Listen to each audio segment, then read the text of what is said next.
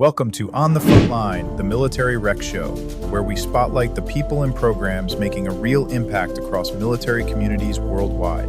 Hosted by John Prue, each week we bring you conversations with the professionals behind armed forces recreation, those dedicated to strengthening readiness, resilience, and quality of life for service members and their families. Today we're joined by two incredible leaders from Japan, Ashleigh Dunn, Outdoor Adventure Program Director at Misawa Air Base, and Richard Parks, Marina Director at Kadena Air Base. Together, they're bringing unique perspectives on overseas programming, cultural connections, and how recreation helps military communities thrive abroad. This is On The Frontline, powered by the DPRS Media Network. Let's dive in. All right. Hello. It is 13:30 on Tuesday, 24 February 2026, and you are on the front line. My name is John Prue. As the host of this weekly podcast focused on armed forces or military recreation, we talk to professionals in the industry who in some way are making a difference in the quality of life for our military and their families. You might be a MWR professional doing good things for our folks out there, and you may be active duty military or have been military in the past and a user of MWR services.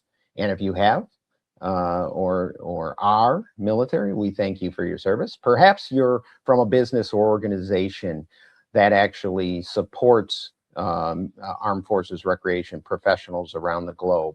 You might be a public parks and recreation professional who is just curious about that thing called military recreation and what it's all about.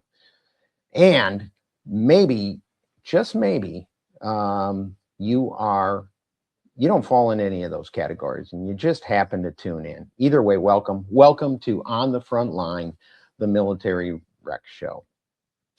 All right.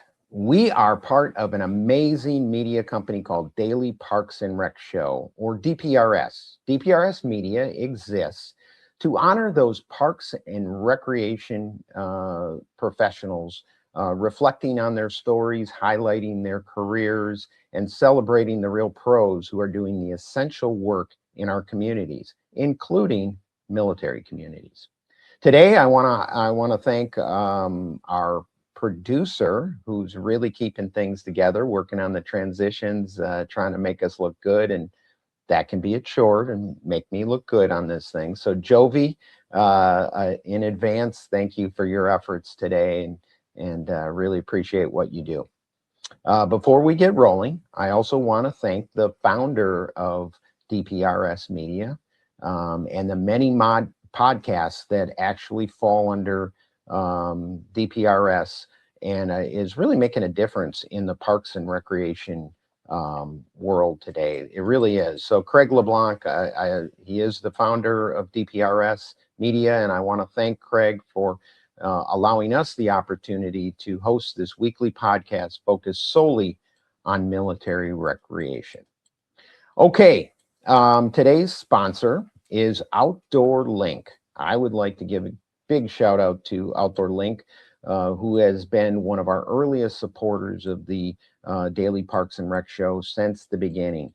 If you want to be able to turn your entire city on and off with a swipe of a finger on an app, this is what Outdoor Link does. Outdoor Link builds smart cities, connecting your parks, lights, splash pads, fountains, bathroom door locks, anything that is powered with electricity into a simple app on your phone, on your iPad, your desktop, anything that can be controlled from any location, really 24/7, 365 days a year. And so if you want to know more about Outdoor Link, you're going to see a short promo for it, but they also have a new podcast on our DPRS media site called The Smart Park Future Show. It's on the second and fourth Monday at 1:30 Eastern Time. So please check that out. We're also going to see a promo from JDP Services Management Consulting, near and dear to my heart. So with that, Jovi, why don't you run the promos?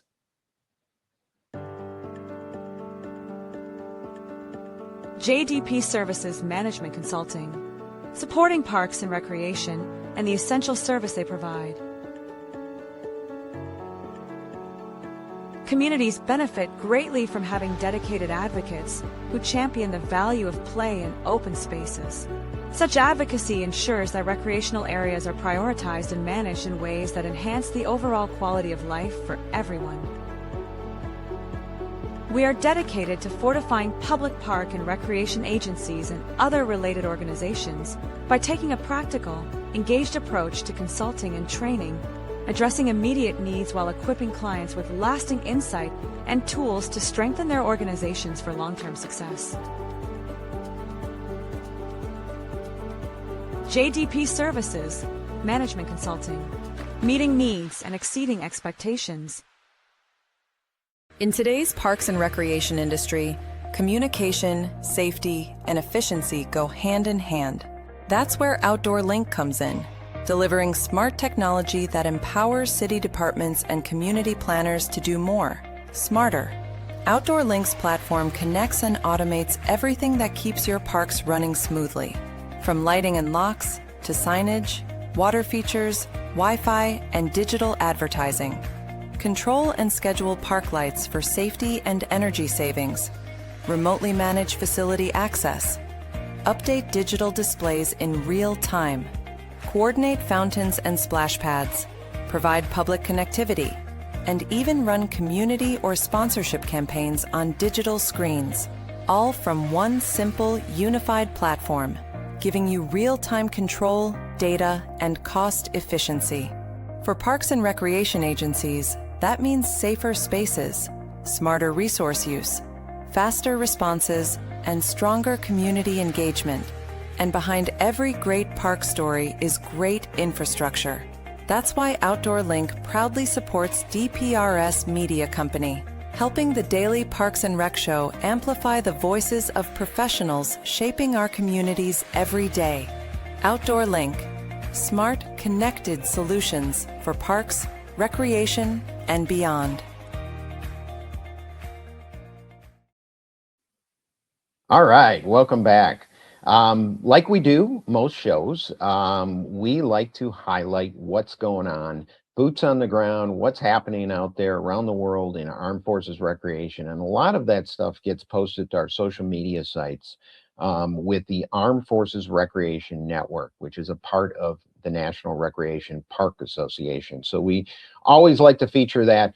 Somewhere in the area of 150 to 160 posts happen each month, or reposts that get posted to it. So it's really cool just to see all the different programs and events and recognition and all that good stuff that's happening out there. So we're going to spend just 2 seconds here focusing on that. Jovi, if you want to pull up the slide. Perfect. First of all, this one came from on the left here. It is recognizing a rock star. I believe she's the auto skills manager from Fort Rucker. But again, they did a nice reel. This is just a snapshot of what they did. And it was a really cool little video snippet, just recognizing one of their people. And if you get a chance, check it out. It really was cool. So good job from the team at Fort Rucker. In the middle, we're highlighting a customer, a big winner. Obviously, I need to play bingo at Fort Bragg because they're giving away some major money here. Pretty awesome recognizing a customer there with a big check. And then over Whidbey Island, I think this was a giveaway from a past program where a customer got a little swag bag, and again, that fell into a post that they put out about an event. So just goes to show you that a lot of cool things are happening, and you never know when it's going to spark an idea for a program or who knows what, but good stuff happening there. This one caught my attention. This was posted about a week ago from Naval Station Great Lakes, who actually did 2 different posts going after a kind of a unique population, and the show logo is kind of covering up. But what they're doing is posting eligibility of DoD civilian retirees. Hey, that's me. Falls right in. I'm interested. As you might know, there is no longer a standard DoD civilian ID card like they had for many years. That went away a couple of years ago under a Department of Defense changeover. And so that doesn't mean DoD civilians are not still eligible for MWR services and potentially base access, but is now up to the local commanding officers. So again, a little more cumbersome, but you are eligible. You can use that. And quite honestly, we should be promoting it. I think our folks in the MWR quality of life world probably know they might be eligible, but does anybody that worked in finance or security and they work a long time, do they know they actually do they have benefits at their local installation if they happen to live by one, to use those services? So pretty cool posting and unique. It's worth a discussion. And again, because now it's kind of individualized, it's decentralized in terms of eligibility and base access. You can do that. And then of course, as you all know, they made some changes to eligibility for veterans with, at least 10% disability. They are now eligible for MWR services. That thing rolled out like a month before COVID hit, and a lot of people kind of lost track of it. Some people are doing a really good job of promoting these, a huge potential patron base. And obviously Great Lakes has gone out there and done some promotion, but it just sparks the answer. Are you all maybe promoting these new customer bases, or relatively new customer bases, and are you going after it from that standpoint? So it's food for thought. Caught my interest, that's for sure. Okay, and we've been doing this for the last few weeks, but again, March 13th is the deadline for any of those installations or agencies that are interested in the National Gold Medal put on by the American Academy for Park and Recreation Administration. I'm a part of the Academy. I'm on the Gold Medal Committee along with a few other things. So big advocate for this. Fort Carson is our current winner from 2025, but who's next? Who's next in Armed Forces? March 13th is the deadline there. And then the last one is, as we talked about, the QR codes for Armed Forces Recreation Network. You can register for a monthly meeting right through NRPA. You can see the Facebook group in which a lot of these posts happen, and then not as active, but getting better, is our LinkedIn group. Again, Armed Forces Recreation, just another way besides this podcast and what NRPA is doing with the network, a way to connect our unique little industry and world that we all are a part of, or were a part of, for so many years. So with that, you can pull that down, and Joby, why don't you bring up our guests? Let's really get into this. All right. So from Japan, the nation of Japan, two different individuals. Ashleigh Dunn from Misawa Air Base. She is the Outdoor Adventure Program Director out there, doing great things. And Ashleigh's name has been tossed out there quite a bit with the Armed Forces Recreation over the last couple of years. Has really supported the network, and we're glad to have her on. So Ashleigh, welcome. Well, thank you. And Richard Parks, near and dear to my heart as well, our former aquatics director at Naval Station Great Lakes for about 4 years or so, 4, maybe 5 years, a period of time. So know Richard from a long time, but Richard is the Marina manager or director out at Kadena Air Base in Okinawa. So very extreme differences. We're saying Japan, and Ashleigh's way, way, way to the north, and Richard's about as far south as Japan gets from that standpoint, but definitely in a different time zone than I am right now. So welcome both of you. we really like to start these things because what's fascinating is everybody gets into military. Well, everybody's recreation or career journey is interesting. I don't want to make it sound like we're exclusive to that, but I do think we have some interesting things because we have people all over the world. We have people that do go to many different locations before they get somewhere else. They're not boring like me, where I stayed at the same place for 34 years. Uh, way more adventurous than me. So we always like to hear about journeys. So Ashleigh, I'm going to start with you. How did you get to where you're at right now? I saw Yeah. your resume. It's super interesting. But, yeah, tell our listeners.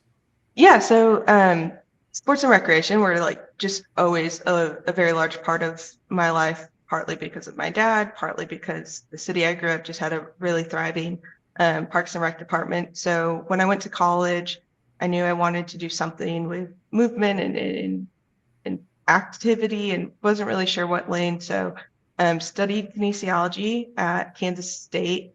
And one of my grad assistants in one of my classes, shout out Joey Leitner, he was working for the Manhattan Parks and Rec department. And I needed an internship and he helped write a letter of recommendation, got me set up with the youth sports program in Manhattan. And then absolutely loved it. Was like, okay, this is what I'm doing with my life. Ended up graduating college, got a job at the Y, kind of bounced between two of their associations, the Wichita, Kansas Association, and then the Metro Detroit Association. And then I think similar to most people who work and live on a military installation is fell in love. He said, I'm getting orders to Japan. I said, wow, like our dogs are going to be so cultured. Didn't know really anything about military parks and rec. So I was trying to figure out what am I going to do for work, and kept hearing this thing about outdoor rec. Asked my husband, he was like, yeah, that's where you rent, like, I don't know, tables and chairs from. And I was like, okay.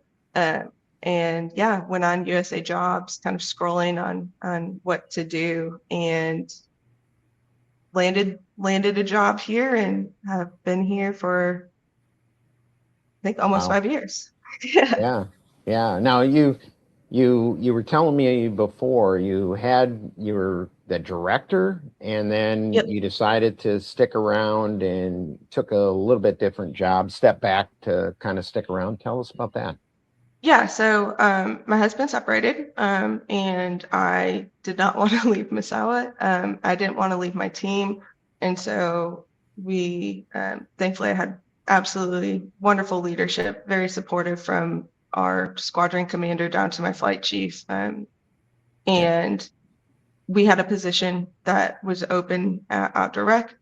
Programs was always a bit more of my passion compared to more of the back end, kind of like operational and financial stuff. So I was able to switch positions so that we could stay. And then my husband ended up actually he's one of the managers over at bowling. So we're kind of like the power morale couple. Yeah. So Yeah. No, there's plenty of those in the system yes. you go around. Yeah, a Yeah. lot of different ways that happens, but that's super interesting, and that says something for your passion about your job to be able to, one, you like the location, you stuck it out for your team, and you're making it work. So, is the States anywhere in the future, or is Japan the place you want to be? I mean, I love Misawa. Like, I feel like I could make a very strong argument that if you're into outdoor recreation, this is by far, I mean, we're within 2 hours of the mountains, the ocean, lakes. I don't think there's a stronger case for a better place to be. Yeah, no doubt. We're going to talk about programming here in a little bit. I do want, before we go over to Richard and kind of find his journey, I will say it's very interesting. The Manhattan, Kansas State, Manhattan Parks and Recreation, and Listen, we turn out, Fort yeah, Riley. That is a hub. I know Matt Enoch is, a yeah, major player in some of that, but that relationship between Kansas State and Fort Riley is unique in itself. yeah. and something that we should mimic more when there's universities and military installations kind of side by side like that. Yeah. So That I is a volunteered on Fort Riley as a student multiple times, and not through the recreation program, but just with some kids stuff yeah. to and so I kind of wish I would have learned about the path earlier, but yeah, go K-State. That's I was going to say rock chalk and go Kansas, but I won't say that. EMA. Yeah. All right, Richard, your journey has been just as interesting. And like I said, I know part of it because we spent four plus years together at Great Lakes. But Richard, tell me how you got into recreation and how you got to Kadena Air Base, where you're at today. It's a much different journey than Ashleigh's, actually. I was also a kinesiology major in college. My outlook on life was going to be physical therapy. I actually spent my summers lifeguarding at a pool, and through a series of events, kept working my way up until finally I was the top dog in that company. I was in property management, actually, for the first almost 15 years of my career in some capacity. First lifeguarding, then pool manager, then area manager, then marketing director, all the way to property manager. That company eventually did a management change, and there was suddenly really no place for me. My background is not property management, and I completely understand that. I found myself suddenly needing a career. I relocated back to Norfolk to be closer to my family. And in all of that, I thought, you know what? I'm going to give this MWR thing a try. I've heard about it. I'm going to go work at Norfolk Naval Base. Shout out to Kelly Harkins for giving me, she's Kelly Hawkins now, but for giving me a chance. Somebody that had never worked in military, had no experience whatsoever being on a military base. I was a pool manager at Portsmouth and Chesapeake Annex. And Norfolk is a very expensive area. So one Saturday, I decided I'm going to get on USA Jobs. I'm going to look to see what I can transfer out to. Great Lakes happened to pop up. I thought, there's no way I'm going to get this job. I'm sure everybody out there is going to go work at the only Navy boot camp. It's one of those things that, you know, everybody's going to want to go. Mr. Bob Marfachuk, who John, you and I both know, gave me a shot. I fell in love with it. I got to work under Mr. John Prue. I don't know if anybody knows that name or not, but you know, and then of course, Miss Lisa Weaver, who you had on the program a couple of weeks back. I loved it. COVID, you know, came, that wonderful big bad nasty that we all talk about. And through a series of events, I kind of wanted some more change again. I decided to give the Air Force a shot. I landed at Dover Air Force Base as the outdoor recreation director. Long story short, Misawa, actually, this lovely lady right here, Miss Ashleigh Dunn, needed someone to come out to Misawa and give their aquatics program a boost. So I got to go TDY to Misawa. Ultimately, how I ended up at Kadena is throughout my career, I had never wanted to come to Japan, never wanted to move there. Several people had offered and said, hey, there's this position, you should go, you would love it. I thought, I'll never be able to do it. I did 10 days at Misawa. I fell in love with it. I got back to the States and instantly thought, I'm going to move to Japan. So Ashleigh, you're a terrible influence, but it has established our professional relationship and our friendship. And ultimately, it got me to where I'm at. My experience with aquatics really resonated with Kadena Marina, and they needed somebody that had that experience on a safety aspect and on an aquatics aspect to come in and manage. And we've been able to provide some great programs. I've been able to get out and enjoy Japan, and that's how I landed where I'm at today. That is quite the journey, Richard, quite the journey.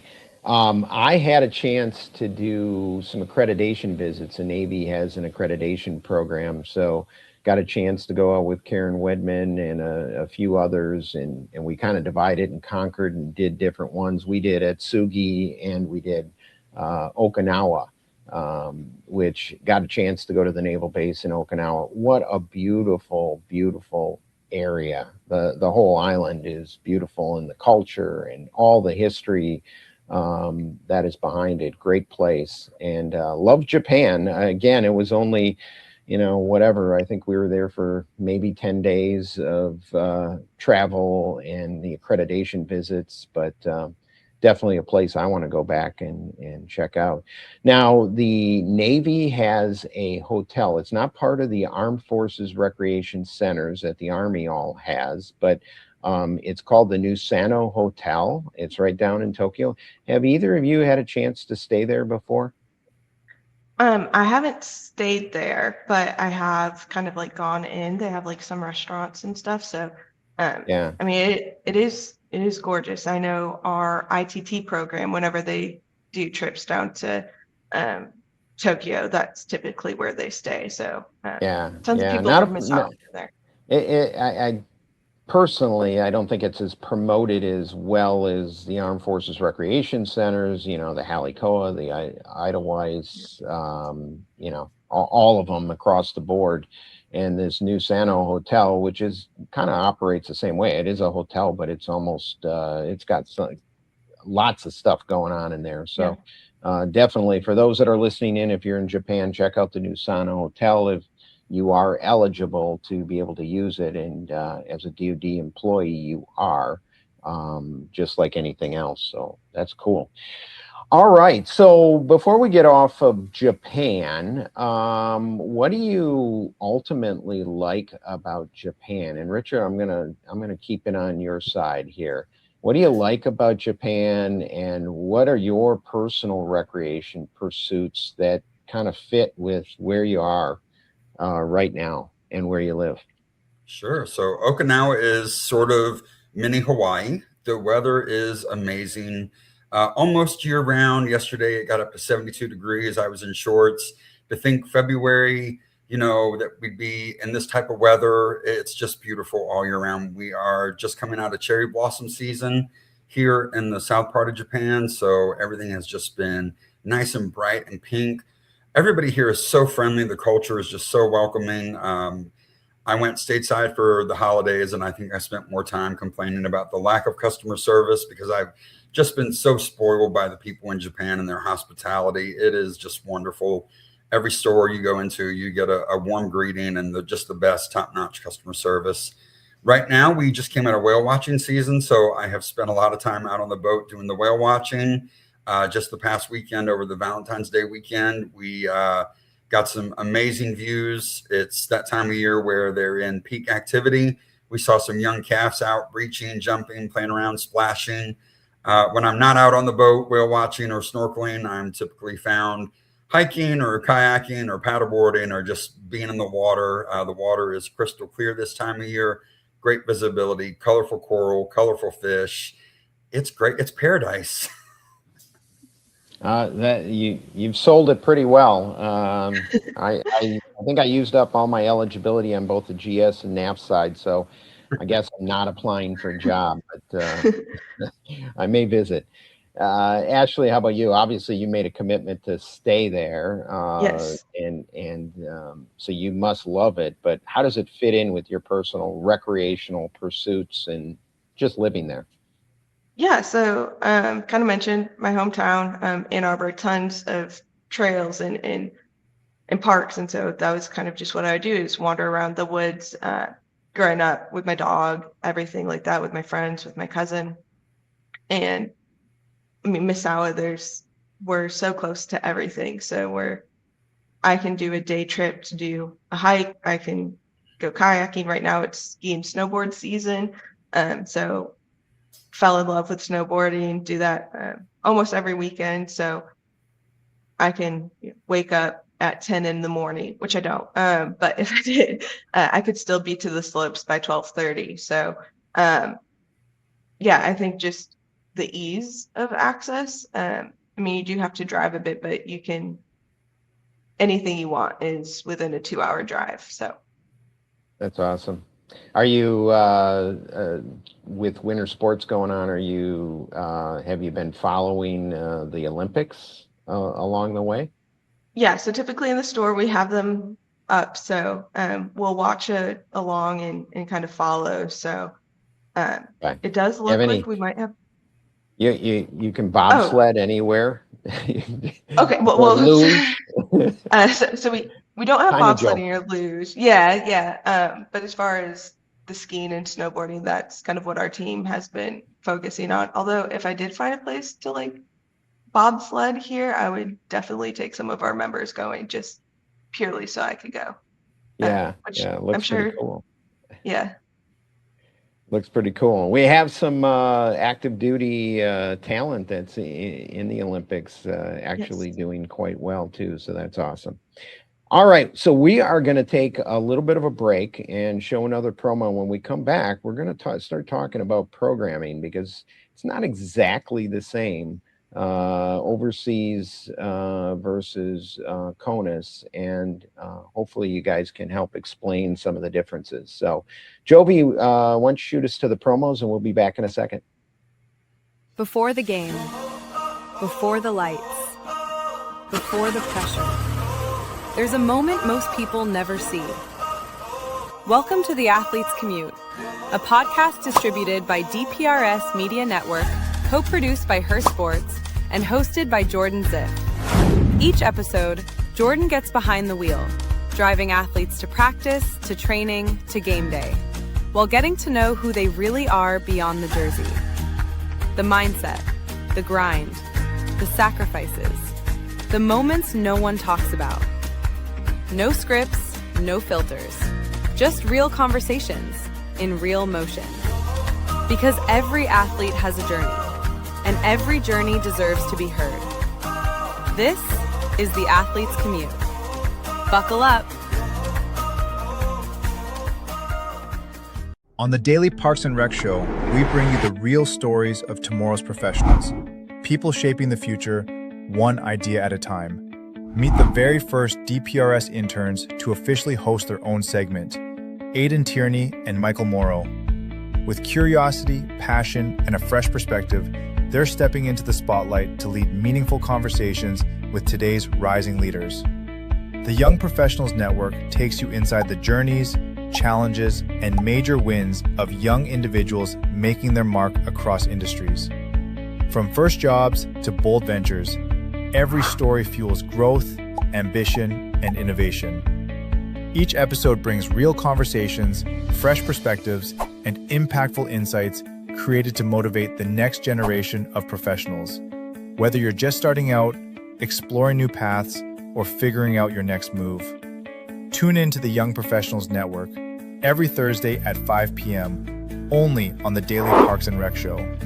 Don't miss it, because your next big idea might be one story away.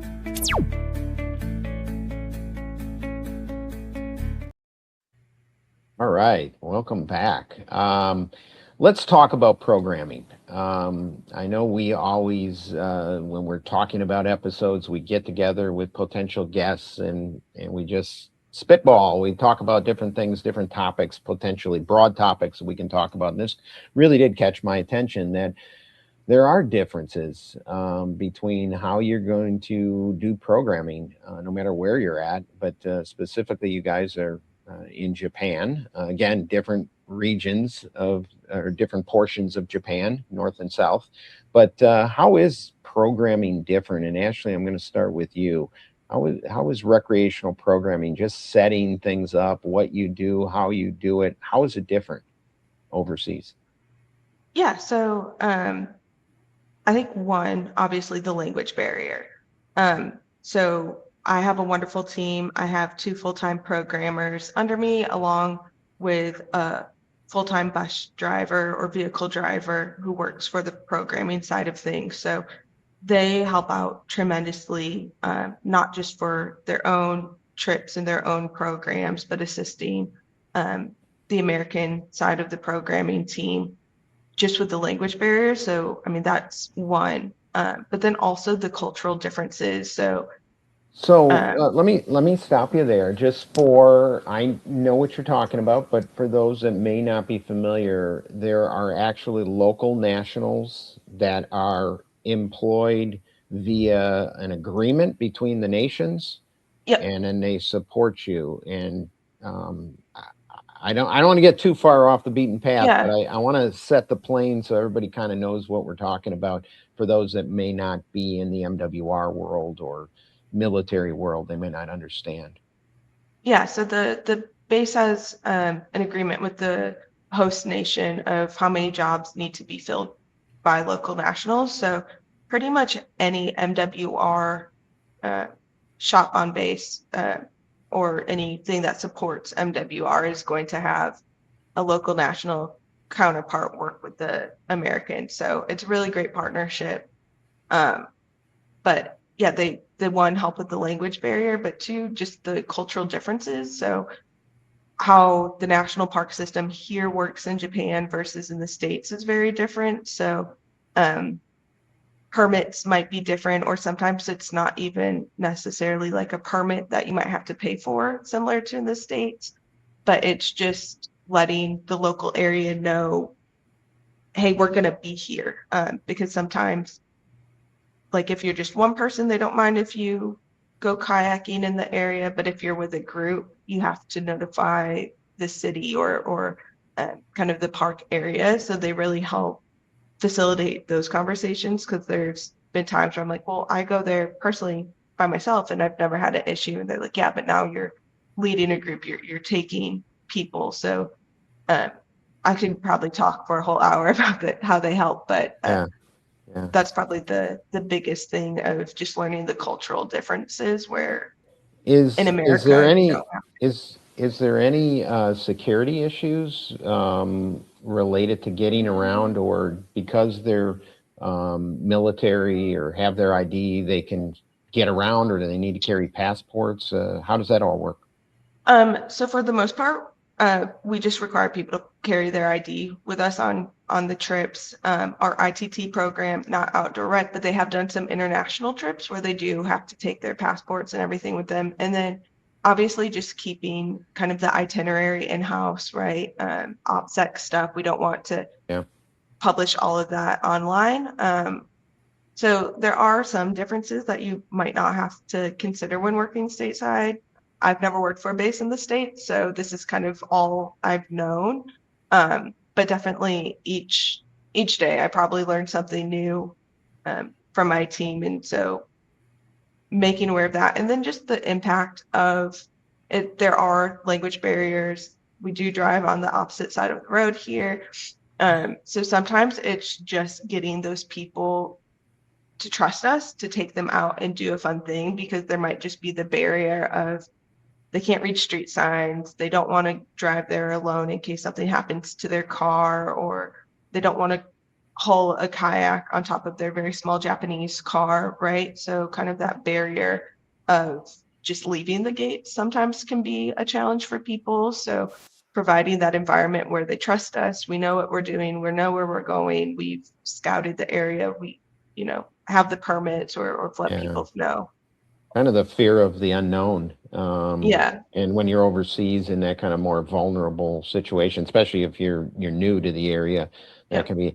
And I love that, because this is around the world. We do play that resource referral part, and I think we don't promote ourselves as well as we do, because we are an important role. Sometimes going into an ITT or really any MWR office, you walk in and you want to find out what's going to the local area, whether you're new to Great Lakes and boot camp in the Navy and you want to know about city of Chicago, a little less intimidating than landing in Tokyo or someplace in Japan in a new country and asking questions. But us being able to be that resource referral or concierge, so to speak, to support the military and the families, I think gets lost sometimes. And it's such an important thing that we all do that is out there. So great. Thanks, Ashleigh. Richard, how about you? What are the key points you've seen in terms of programming and the challenges, and even maybe some of the goodness of being able to program overseas versus CONUS too? Yeah, I have to second everything that's been said already. The language barrier, the culture, the fear of just leaving the gate. In our instance, we have a boat captain who is an international hire. An American citizen has a much harder time getting a boat captain's license here than just going into the States and saying, I want to apply for a boat captain's license. So that's a challenge that we've had to, work through. And Captain Nari does a great job. The Japanese Coast Guard is a lot more favorable towards a local hire captain than an American captain. second to that is just, we don't get Amazon overnight here. So it is a lot of pre-planning. I think Ashleigh will agree. If we need supplies, especially from approved vendors, it can take, weeks to months. So I can't just come up with a concept on a Friday and plan it for a Wednesday and expect to get all my supplies, that quickly. I've had supplies that has taken 3 months to get here. So pre-planning is key. On the benefit side, just the variety of things that we can do, Okinawa being, 0.999% smaller than mainland Japan, we pack a punch. We've got access to all the island chains. We've got access to just about everything, hops between the islands, even to mainland to do programs. We have powerboat rentals, kayak rentals, paddleboard rentals. So I think that the benefit is really just the variety and people coming out and saying, I saw this and I want to try it, and being able to offer it as well. Yeah. Do you have to, and this might be a dumb question, but do you have to, and we talked a little bit about OPSEC and just being careful, you're not publishing, but internally to your bases, your military leadership, do you have to do a little more reporting of where you're going with military and family members, almost like I think of in the boating world, a float plan? You're not taking a boat out anywhere without letting the harbor master know that you have a float plan. Where are you taking the boat? Where are you going? Where are you supposed to be back? Who's on your boat? All those things. So is that a thing? A little more reporting than you would have to do in CONUS? I would say for us specifically, it is exactly what you said. Every time our boat goes out, we have a decent plan of, a roster to submit to the base and also to the Coast Guard. We do make them fill out a float plan every time, whether they're scuba diving, snorkeling, going out on our boats. And we basically have to explain it to the customer as though, if you were to not return, we need to know where to look. And we've had water-related incidents in Okinawa that people have gotten caught in a current and swept out 3 miles off, unfortunately. Not with Kadena specifically, but, Japanese locals who know what they're doing and they jump in a kayak to go fishing and get swept out. And we don't want to repeat that on the American side of things. So we do take those extra precautions. Yeah. That literally a float plan in boats that you're telling me. But how about for like a ski trip or hiking or something like that? Is there a little more preparation? Does the command leadership need to really know, or your security department needs to know MWR is taking a trip in XYZ, very documented? Yeah, so we have like an internal itinerary that we're going to do. So our outdoor rec director knows where it's saved. Our flight chief can access it if he needed to, and then we have the rosters that the store can pull up quickly. But we do follow it pretty quickly. Up where we are, we get tons of earthquakes, so that's another concern of, in case there is a major earthquake, they should kind of know in general where they should be looking in case we're not able to get back. With tsunamis, or just with the ski trips, knowing what resort we're at in case an avalanche was to spark. They know, hey, our team took 30 plus people to this resort today. And as far as, our backcountry trips when they're skiing and snowboarding, our guide will make sure he has the beacons and probes and all of that kind of safety stuff, but also we know what mountain range he's going to, that way if an incident was to occur. So yeah, I would say we want to make sure that in case something happens, especially being overseas, that God forbid, but the base kind of knows where to look for us. Yeah, definitely high risk activities. I don't think that would be any different. You definitely want to be able to report, but even your atypical trip, even if it's not high risk, sounds like your leadership and various groups outside of your own organization need to know who's going, when, why, and be able to retain that data or recall that data very quickly if need be. So again, lots of differences. It's not always easy. And in some ways, it sounds like you have some real advantages. Before we get off that topic, and this going back to local nationals, and again, I think I know what the answer is, But for the rest of our audience, do you actually, there's got to be money changing hands between the nations in terms of the labor, but is that anything you guys see within your localized budgets, or is that just assumed you have this body and it really isn't a cost against your individual budget or not? I don't want to do a finance deep dive, but I guess there might be some people curious about that. Yeah, so when we run our financial report at the end of the month or early into the next month, we'll see the breakdown. So it has its different line number of, local, national, payroll, local, national benefits. And so you see it, but at the activity level, you're not necessarily responsible for that change of money, but it does show up when you run your financial reports. So, trip planning 101, you break down all your expenses, your hard expenses, and you divide it by the, number of potential attendees, and you come up with a magic potential cost associated with it. I don't know if you run all free trips, and obviously there's OCONUS dollars that you guys get in those locations that you wouldn't see in continental United States, and how much you charge for trips. I don't know how that's determined, but do you factor in that labor as a piece when you have to set a price? You factor in that foreign national labor bill? Yep. So there are aspects where there might be a little bit of reimbursement for some of the local nationals. They kind of have the GS versus NAF system as well. But yeah, we do factor in the labor, just at least similar it's a to consideration. Yep. Yeah, sounds good. Okay, so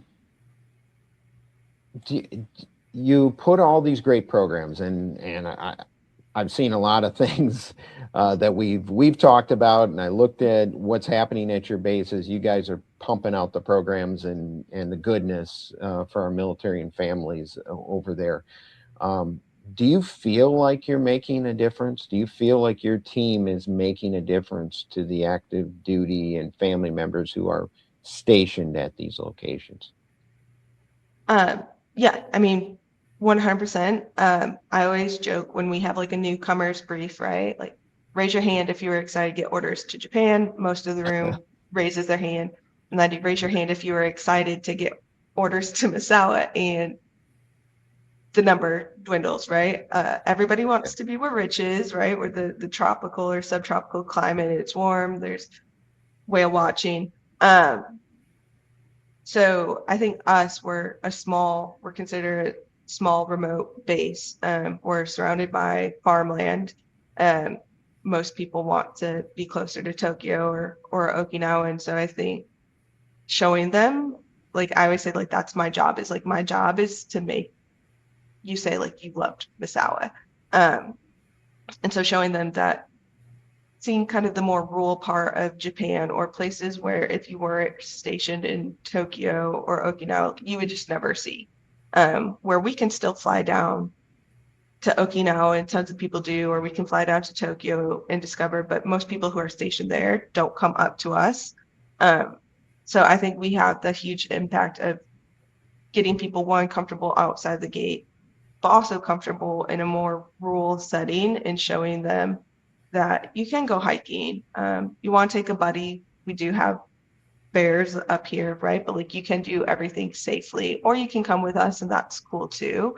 But I think just showing them that living in more rural Japan is awesome, and that there's tons to see. Yeah. Would you say your military leadership feels that same way, that, our MWR, our services department, not only your outdoor recreation, but everything that falls within services, do they say that makes a difference to the quality of life of Misawa? I would say so, especially anytime we have like a DV visit and they come into our store. We have a huge rental facility, and then, like Rich said earlier, we can't just get stuff overnight. So we also have a pretty hefty retail area where you can buy snowboard helmets, the goggles, the jackets, the pants, like everything to get you outfitted. And so I think they they do understand that like we're really trying to make a concerted effort because we are a bit more remote to ease that transition to allow people to go outside. So since I've been here, we've always had a really supportive leadership, and I think they see how hard we work.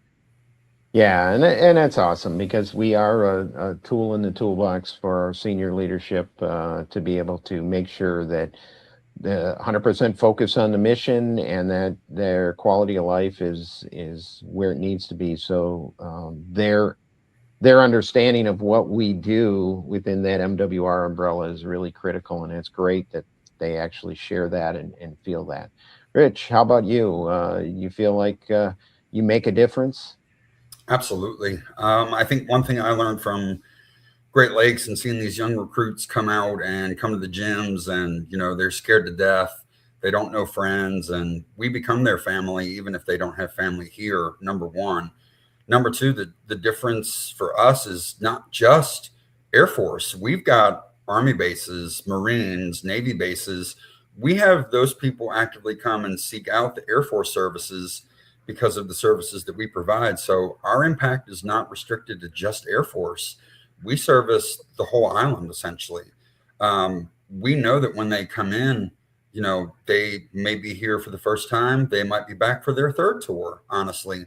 But they come to us wanting that service and wanting to find friends and family. We have customers who come in and they just hang out with us. And, they're saying things like, well, when you go scuba diving, I want to go with you because, you're now my friend. You're now my family. So that impact is felt.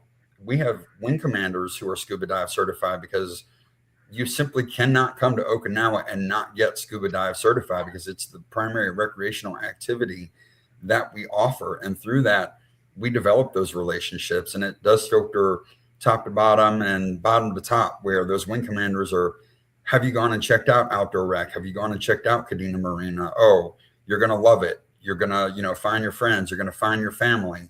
And I think our biggest impact is on those dive trips. When somebody says, oh, I didn't sign up with a buddy, but scuba diving is such a team sport, you've immediately got that connection of, oh, well, I'll get my gear on and I'll go dive with you. Or, oh, this person's solo on the trip. They're going to be your dive buddy. And right there, we make those connections for them, and they are hooked for life. And, that is the big impact that I see on our end. Yeah. So what's the proudest moment you've had professionally in your MWR, military, armed forces, recreation? We all call something different in all the services, but if I use MWR generically, in your professional career, what's the proudest moment you have or had to date? Of course, you got many, many potential moments to come, but to date, what is the proudest moment in your career? Richard, I'm going to start with you because I think Ashleigh's still thinking. Oh, mine is definitely being nominated for the gold medal. I still use that on my resume. I use it in my interviews. That was a big highlight in my career of just being told, like, hey, your base, your program is worthy enough of this nomination, and all the things that come with that. Getting to go to NRPA and having our video displayed and showing all the things that we got to accomplish throughout the year. And correct me if I'm wrong, John, but I will say I think we were the first Air Force base to ever be nominated. So first. I think that was the first year we ever received an application from the Air Force, and you guys were a finalist, top 4. And I remember you were proudly representing with some of your, was it military leaders that ended up showing up at NRPA for the finalists? Yeah, our deputy showed up and a couple of others. So still very proud of that. Second to that on my resume, I have to throw in the little jab there is, of course, being able to brag that I worked at the world's, one and only Navy boot camp. So I'm still very proud of that. How about the 4th of July festival? Or you probably always had to keep the pools open and keep everybody happy. But if you remember the 20th anniversary of September 11th, I was heavily involved in the big display that was put out in front of the administrative building, Building 1. And I'm still also very proud of that accomplishment as well. That was a team effort, and setting out all those flags was very humbling. And I still really look back on those photos and remember that 20th anniversary Yeah. as well. Yeah. That is awesome. All right, Ashleigh. How about you? Proudest moment. Well, I was trying to think of something that wasn't such a cliche, but I think also being a gold medal finalist. And we were the first Air Force overseas base, quickly following you, Rich. So the following year, but I think especially because everyone on the team who worked on that package, besides our flight chief who provided assistance, but had only worked in military recreation for less than 3 years at that point. So I think to be such a young team and a finalist, I mean, that was huge. But anyone who's ever talked to me knows that the Misawa Mutter is by far my favorite event of the year. That is my Christmas. That is my event. And so I think also my first year being in charge of the Mutter, I had worked at ODR for, it was like 2 months at that point, and pulled up such a big event. So I would say yearly. I mean, the Mutter that's my baby. Yeah, that is awesome. Yeah, and you guys have plenty of opportunities here in the future to have other key moments, I'm sure.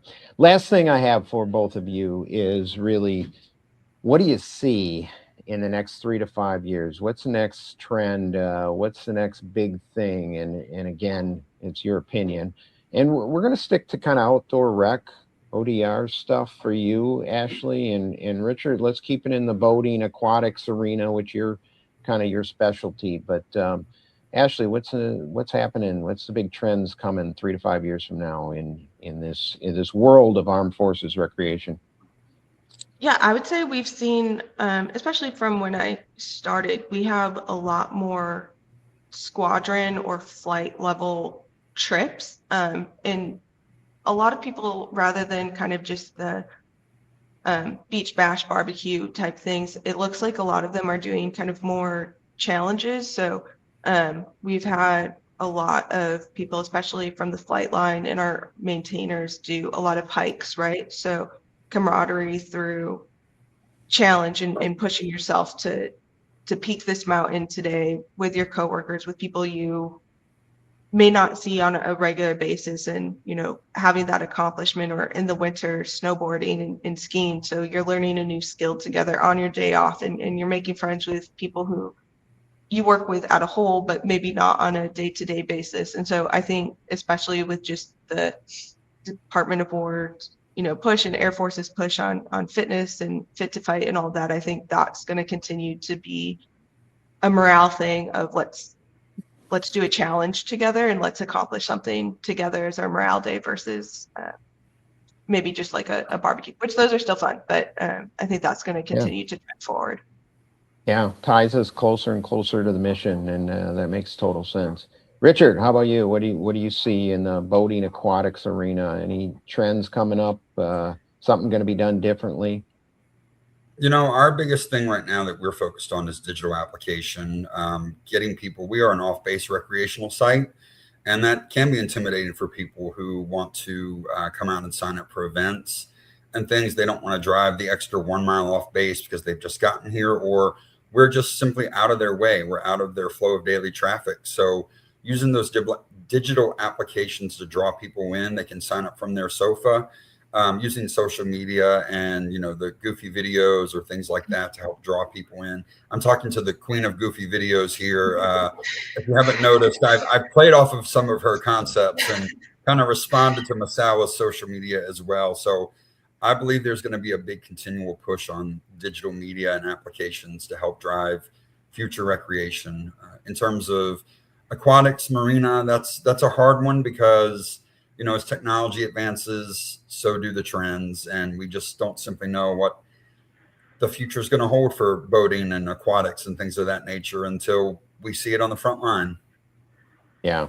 How appropriate, on the front line. So, no, thank you both today for the conversation. Thank you for getting up bright and early on Tuesday.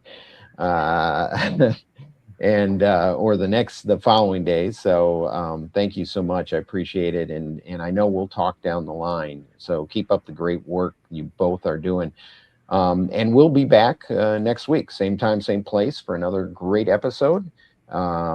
So on behalf of all of us at DPRS Media and On the Frontline, the Military Rec Show, I am John Prue, and we are out here. They say it's just rec. Just rec, where kids learn to try again. Just rec, where confidence begins. Where teamwork, effort, and fun matter more than trophies. It's not about perfection. It's about participation. It's not just rec. It's where kids learn to love the game and themselves. It's just rec until they learn teamwork for life. It's just rec, but it's everything to them.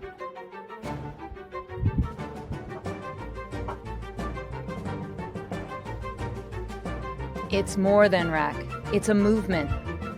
It's just rec until you realize it's shaping the next generation. Together, we're not just running programs. We're building a culture of confidence, connection, and community. Join us. This year, we didn't just attend an event. We became part of something bigger. IRPA 2026 brought together leaders, innovators, and community builders, all united by one mission: to strengthen parks, recreation, and the people they serve. For DPRS Media Network, it was an honor to join IRPA 2026 and take part in meaningful, real-time conversations, capturing stories and amplifying voices that matter. To IRPA, thank you for creating a space where collaboration thrives and the future of parks and recreation is shaped together. We extend our deepest gratitude to Amelia and all our partners who made these live interviews possible. IRPA 2026 wasn't just an event, it was a reminder that when communities connect and stories are shared, impact follows. From all of us at DPRS Media Network, thank you, IRPA. Thank you, partners and sponsors. We're honored to stand with you and excited for what's next. Are you a vendor, brand, or service provider ready to connect with the heartbeat of local communities? At DPRS Media Co., we tell the stories shaping parks and recreation across America. Through podcasts, live streams, videos, and newsletters, we reach frontline leaders, city directors, and decision makers every single week. From youth sports and facilities to programming and policy, our audience is your audience. Sponsoring or partnering with DPRS Media Co. puts your brand in front of the professionals who build, budget, and buy for their communities. Launching a new product, growing your presence in public spaces, targeting cities, counties, or departments, DPRS is your trusted media partner. Whether you're in software, turf, aquatics, robotics, smart cities, or special events, partnering with DPRS puts your brand in the story. With commercials, interviews, social campaigns, newsletters, and live shows, we're your media team. Partner with us and grow your impact in the $200 billion parks and rec industry. DPRS Media Co. Stories that move parks and rec forward. Your audience is here. Let's meet them.